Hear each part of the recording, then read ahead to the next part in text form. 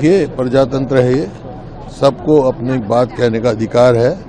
उनकी मांग जो है कि इसको एमएसपी को कानूनी वो दी जाए, बिल्कुल वाजिब मांग है और सरकार को मानना चाहिए, उनसे बातचीत करके इसका निपटारा करना चाहिए।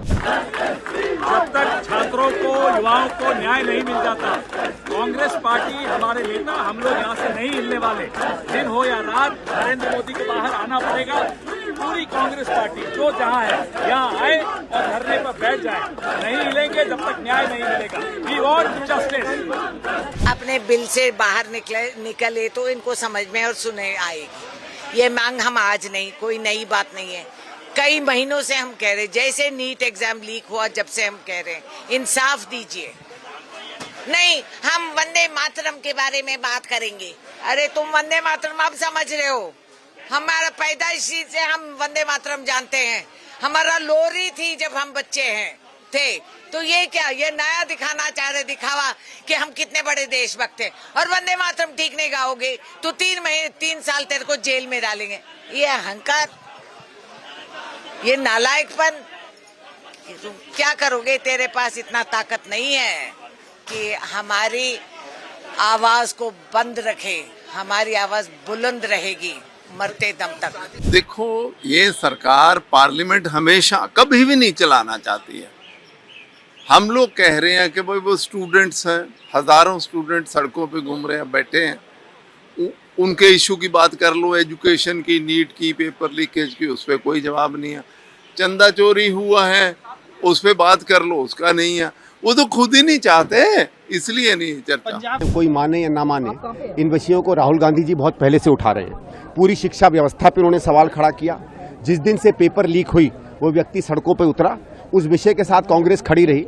लेकिन जब एक जन आंदोलन के रूप में एक चीज़ बनती है तो हम लोगों को भी ये लगता था कि हम अगर बतौर पार्टी किसी चीज़ से जुड़ेंगे तो सरकार का बड़ा अच्छा रवैया है, ये कांग्रेस का हो गया है, इसमें फॉरेन फंडिंग है, इसको एक राजनीतिकरण देने की कोशिश करते हैं। और ये विषयीकरण की बात है, ये राजनीतिकरण की बात नहीं है।